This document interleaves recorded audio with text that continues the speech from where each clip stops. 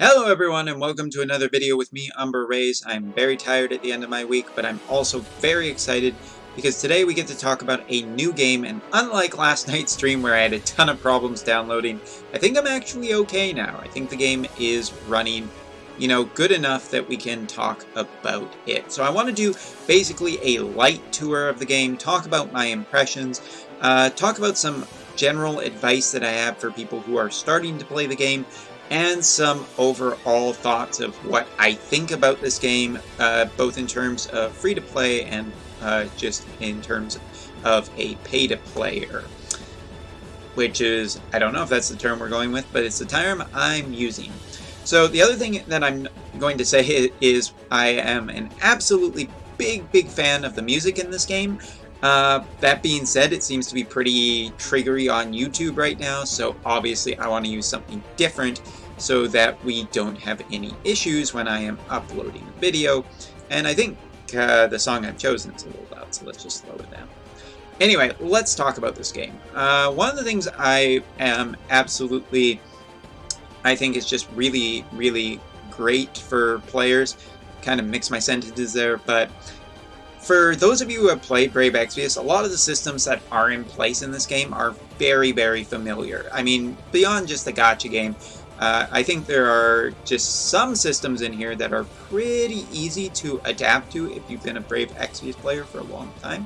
Since I know I have so many Brave Exvius players on my channel, I think this is rather just important to know. But the game is incredibly cute, has a ton of personality, a lot of effort has been put into this. You know, characters have voices, the animations, the 3D models, the combat. I think it's all really well done. So now that I've unlocked a lot more stuff in the game, I feel like I can talk about it a lot more. There are your dailies. If you look, you have Avenue to Fortune, you have Avenue to Power, you have Light Sunder Ruins. All of these things have their daily bonuses, so you get a couple of bonuses per day. They will be reset. Here it's the Japanese Standard Time that I'm on, so this is resetting at 3 o'clock. I believe that would be 11 p.m. Pacific Standard Time if you guys haven't already gone into Daylight Savings. We don't have that here.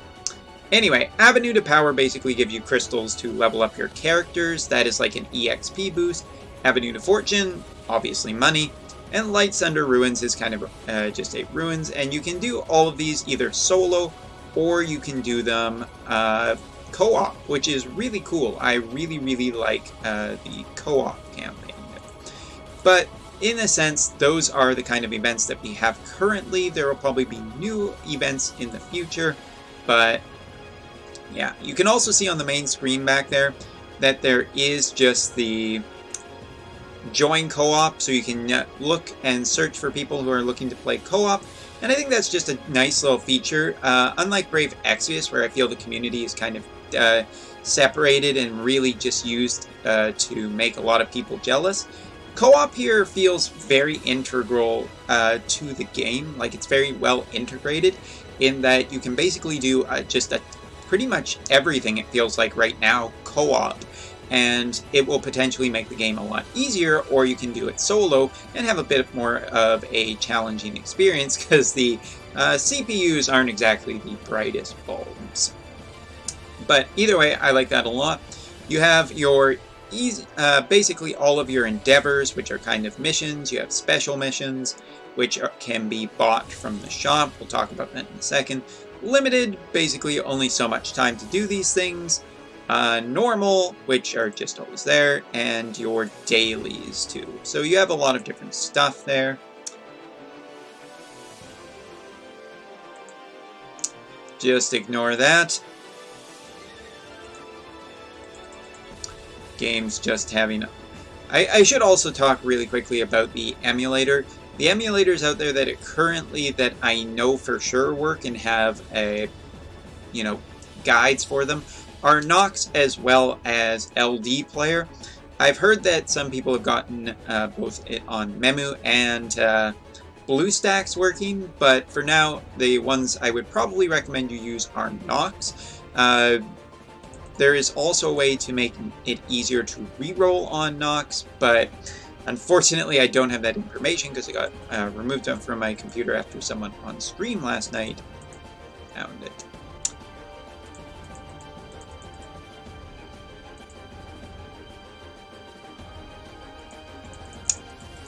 I've talked about this before, but the emulator is... I'm not the biggest fan of them.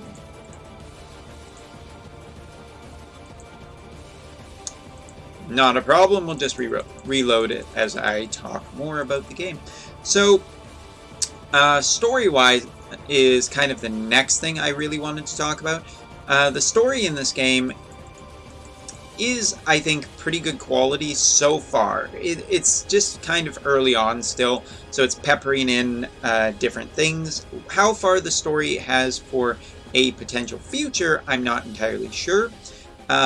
It definitely has some interesting hints of some bigger things going on, but at the moment, still early days, so we'll see how the long-term story goes, but so far I'm enjoying it. I'm enjoying the characters in the game. No one is particularly that annoying. The English voice work I actually think is, just pretty fine. And the amount of customization options in the game and how you set it up and everything is pretty nice. You have options for graphics, you have different options for sound, so I feel like there's a lot of customization there. Now, talking about the story really quickly. Hey, thanks. And app, not working perfectly yet, but we'll get there someday maybe. Something I found very quickly is that Chapter 1 is incredibly easy for the game. There isn't really much in the way of variety of missions that you'll be doing. It's just pretty straightforward to get you into the game. Chapter 2, on the other hand, I found to be a considerable higher, just a big difficulty jump. And not for any really, it's not like this is just impossible or anything.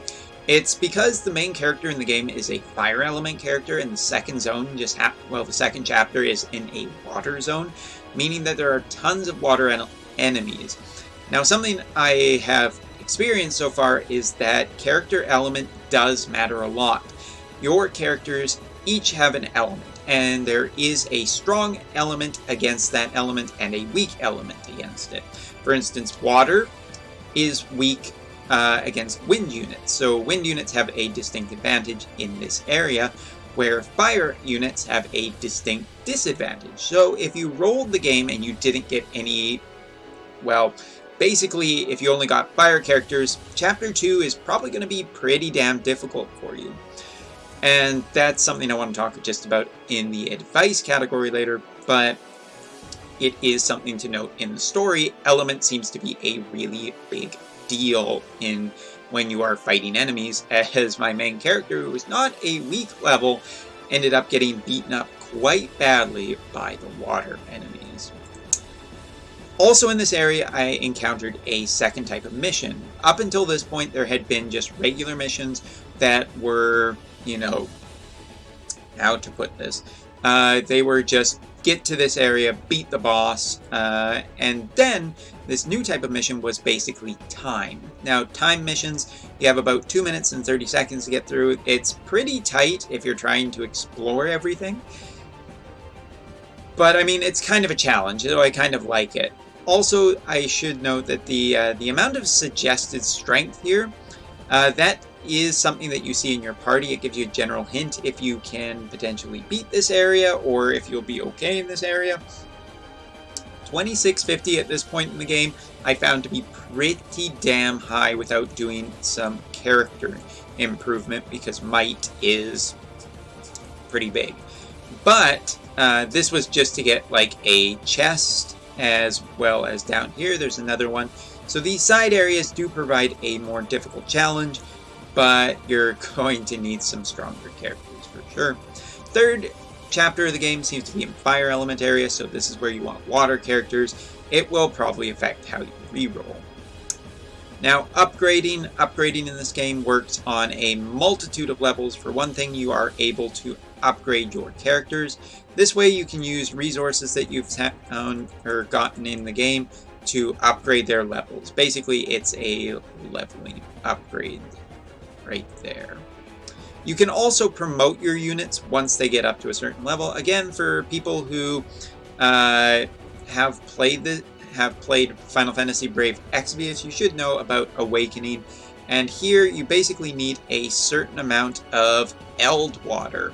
And Eld Water is a resource in the game that is kind of tricky to get at this point, so I don't know if you'll necessarily be doing too much of this right now, but you know, gacha games start pretty ungenerous and get generous later. There's also the Mana Circle, and now this is something I really kind of like. It feels like the Spear Grid from Final Fantasy X, which is not why I chose this song, but there it is. So in this, you can just go through and get some extra abilities, some extra stats for your characters, pretty nice, and eventually you will be able to unbind if you have enough materials. Currently, I can't do this, but this is also a tier 5 character, so it's pretty damn strong. You can upgrade weapons as well as unbind weapons, just make them generally stronger, but again, you need the resources to be able to do it. So if you can do it, great. If not, well, it's okay. You'll just get there eventually once you get the resources. Crafting allows you to build new weapons and more powerful weapons, as well as enhance weapons that you currently have. As you can see here, we can just go right in here, and you can see that we have different element weapons too for the galvanic bow, which is pretty cool. It's a lot of customization and a lot of way to, you know, just have, you know, just a lot of expansions in the game. Worm prints are just boosters for your characters, basically. By getting multiple of them, you can upgrade the worm print in general, and then you have ways to just increase the level of what kind of a bonus you get from them. And again, you can unbind as well. Would not be doing that at this point. I believe unbinding is just selling it. And of course, one of the big features of this game are the dragons. And the dragons are, I don't know, I'm not really sure yet how important the dragon is to a character. Obviously, it's no good if your entire team is dead. I know that dragons provide a massive amount of power in this game, and that is very important for what you're trying to beat a boss. But if your character seems to be the wrong element for an area, you'll basically get your team wiped, and it doesn't really matter how good your dragons are. But again, you'll be able to upgrade your dragons. This increases your overall team's might, which unlocks extra stuff in the game, gives you extra strength and extra HP as well. So far there seems to be a fair amount of different types of dragons in the game. From the gacha, there are multiple different element dragons you can get, so that's perfectly fine. And getting into your team setup, basically you have choose your characters, you have a leader. If you played Brave Exvius, you should be pretty used to this. Multiple different teams are possible to set up. You can set up a worm print, a weapon, and a dragon on each character, and that will give you a total might. Currently, I've been able to get about the 3,416. There is stuff in the game that you can only get to once you've unlocked a higher level of might. So might is important, and for free-to-players, I think it's going to be a little bit difficult to get to, but maybe, maybe not. We'll see. Hey, look, there's my main character. I gotta reorganize my team for the fire area. There's also, I should say, a optimization. So if you're not really into trying to do everything yourself, this will basically just set up what the game considers to be your best team, and that's fine. Next up is the Castle Grounds. Now this is just a kind of feels like a Fire Emblem feature where you can build your own little castle area to do different things like gather money for you, and more importantly, upgrade your dragon. So here we got a nice little tree that's giving us some upgrade swords for our dragons, which we'll show that in a second. And we get some money there. So you can build different things in this area, and yes, that's kind of just the main feature of it. Here you will be able to strengthen bonds with your dragons. It's not just level, it's bonds too. By getting the higher level bond, you will actually be able to stay longer in dragon form, which is rather important because you want to get the most, as your dragons are basically your limit bursts in this game. Here you can actually give gifts to your dragons. This will improve how much they like you. It'll unlock stories in here, as well as, I should say that the mana circle also unlocks stories about your characters. Lost my train of thought for a minute there, but we're back and fine. So this is the main function of the castle area, to get you some extra stuff as well as power up your dragons. Plus it's just pretty cute to just hang around in here. And I'm sure there will be much more stuff in the future. Now, talking about summons, this is pretty important to the game. First of all, pretty quick and easy to get a total of 2 10-fold summons in this game when you are re-rolling. I would recommend that if you do not at least get a 5-star character and a 5-star dragon, basically just keep re-rolling. It doesn't mean that you should get the same elements. As a matter of fact, I would say you should get different elements. If you're not looking to spend money in this game, I would definitely say that you should get a 5-star character who is an off element from the main character. Since the main character is fire element, you're probably pretty good to use him, but I would try and aim for a wind or water 5-star character, which isn't quite so difficult. In terms of the dragon, doesn't really matter. I've seen that there are some early tier lists with some explanation of why they have put some dragons or characters, I should say, higher than others. But honestly, so far it doesn't feel as important as just having the elemental coverage. Elemental bonus feels really big in this game, so I don't think that the tier lists are super great at the moment. Just doesn't feel like there's enough in the game to really even merit a tier list yet. But for instance, we have Jeanne d'Arc. She is one of the dragons and one of our main characters who has a bonus uprate. Besides Jeanne d'Arc, obviously, is Ezzelith.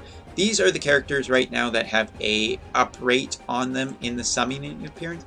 And I think this is kind of bad. Again, I think you want to aim off of your off of the fire element in particular for the early game.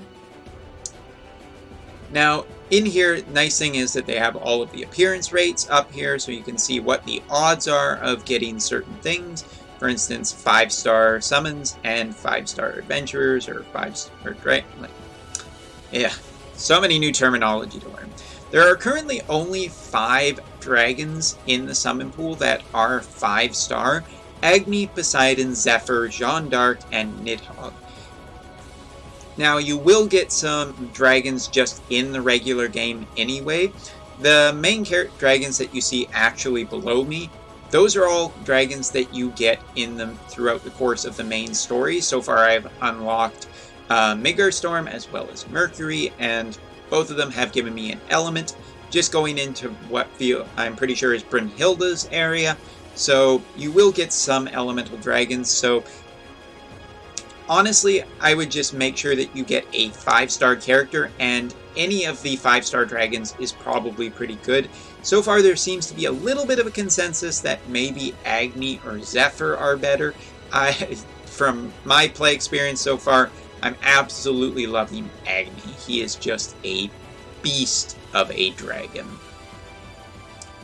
But you can also see what is available for the 4 stars and the 3-star levels too, so that's pretty nice. Now, daily summons are something I do not like in this game. Because it costs Diamantium, and Diamantium is basically the currency in the game. There are 2 main currencies that I should talk about. Wormstone, the multicolored stone that you see up here, which basically is your you get this for doing stories. Going through a mission and completing all of the stuff perfectly gets you only 25 of that currency at a time. It adds up pretty quickly because the missions aren't super long so far. But If you consider that a 10-fold summon costs 1500 Wormstone, or Wormite, somebody's going to correct me that in the comments before I get to it. Wormite is kind of pretty hard to get in the sense that you're only getting 25. You are kind of relying on extra missions, which for the beginning of the game there are definitely plenty. It'll be interesting to see how much there is in the future. But Diamantium is the stuff you get for directly spending money in the game. And this, I'm not super crazy that the daily deal basically costs 30 of these coins. It's definitely cheap. It's very, very cheap, but it can only be done through currency, and I'm not super crazy about that. You'll also notice that there are tickets too. Tickets will, you know, there are in the game right now, there are 5-star sound like a pirate. There are pirates in this game. There are 5-star guaranteed tickets already, and there looks to be a 10-fold summon ticket too. When we'll get those in the future, not entirely sure, but as you can see, currently right now, I did spend a little bit of money on this game, because this is pretty much the account I'm keeping. I had a good reroll and everything like that. So getting in here, you can see there are we can take a look at what we have for resources, what we have for materials. All of that is pretty nicely organized. You have your player info where you are able to change your name. You are able to have your character in the background, whoever your leader is at that point. Pretty nice little setup there. You have stickers. These are great for co-op. This just allows you to have just messages to player on the co-op, and yeah, nothing really much to say there. Pretty cool. And there are Google Play achievements, but I don't care about Google Play achievements, so moving on. Your friend list, you can get your pending requests pretty easy. You have your codes down there. Looks like I have a massive amount of, but I'm trying to save them for you guys who are playing the game. And again, you'll just have your friend list. These will be able to help you out in the game. Just like in Brave Exvius, pretty much the exact same system. And moving on real quickly, there are help and support. If you are wondering about there is an actual leave feedback if you are unhappy with something, which is pretty nice to have just directly in the game. In terms of options, again, there are tons of options for sound. I believe you can also do the vocals on Japanese, but I haven't figured out where that is quite yet. Sensitivity, everything. It looks like the game has just a lot of features from the get-go, which is just really, really nice. Very well developed. And if you're wondering about how to save your account, basically you have to link your account to a Nintendo account. And this is very important, I should say this. When it comes to managing accounts, this you have to go into your Nintendo account, which there was mine, I guess. Not really important, but here you'll be able to just delete all. If you delete all data, you'll lose all Dragalia lost save data, all data linked with your Nintendo account, including game progress, items, Diamantium, Wormite will be lost, and you will be unable to get this data.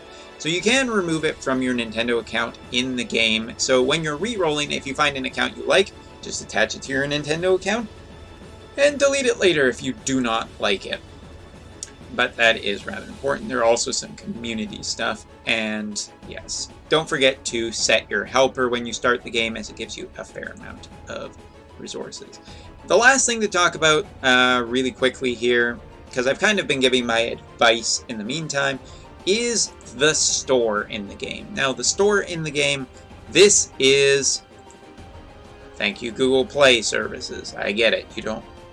You're unhappy. Now, the store in the game, which actually I realized I probably can't show because Google Play is not connecting properly. So far the bundles in this game look pretty generous for the start of the game.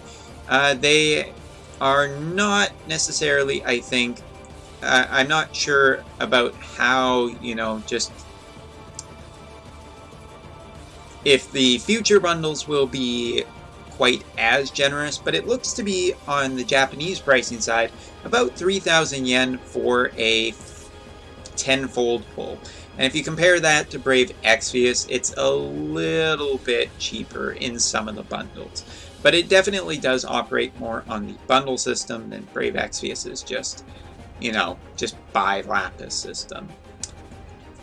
So what do I think of Dragalia Lost? My overall impressions, and I guess I'll lump some advice in here too, because this is becoming a pretty long video. My general thoughts are that I really like the game. It has a high amount of quality. I think there's a high amount of, you know, production values in this game, considering that this game just launched.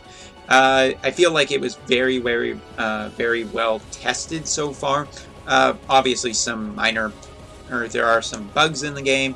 There are some problems trying to get it working on emulators, but I don't think Nintendo or Cygames was super worried about trying to get it to work on emulators. On the phone, it works really well. The downloads are a little bit heavier because there are 3D animations. But the artwork in the game, the music in the game, the personality of the game so far is super fantastic, and I'm totally okay with spending money on this game, and I think I will be playing it a fair amount in the future. So as much as I would like to talk more about this game, I think that's pretty much it. If you are re-rolling, Nox on PC is pretty damn good. If not, you'll just have to delete the data on your phone and then re-download the data again. If you find an account you like, you kind of want to hold on to it, you're not sure if you can do better, just link that to your Nintendo account. You can always delete it later. But you'll probably need a couple of devices, I think, to make that work. Go for multiple 5 stars, definitely. And I would recommend, again, go for a 5-star character that is off element to the main character. It'll probably just make the game a lot easier. For free-to-players, I think you'll have to put some effort to try and get your characters up in terms of might and quality. It definitely requires some grinding to get your characters there. For people who want to pay, there are tons of options currently right now. Lots of great bundles in the store, I think, to just get a ton of resources in the game and get your party up, you know, a fairly higher level. And yeah, try and get a 5-star dragon as well off of your first 2 10 pulls, because you'll definitely need the strength. It feels like there is a fair amount of challenge.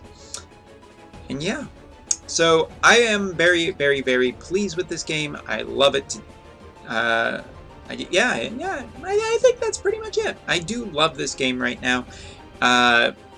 Looking to digging into more of this on the weekend, but after yesterday's stream, I felt like I just wanted to make this video, get this out there, talk a little bit more, show a little bit more of the game off successfully, and yeah, I look forward to doing a lot more content in the future, and especially once I have explored more stuff, talking just in general. Obviously, it's pretty difficult right now to have everything in the game, or at least I just don't want to spend that much money yet.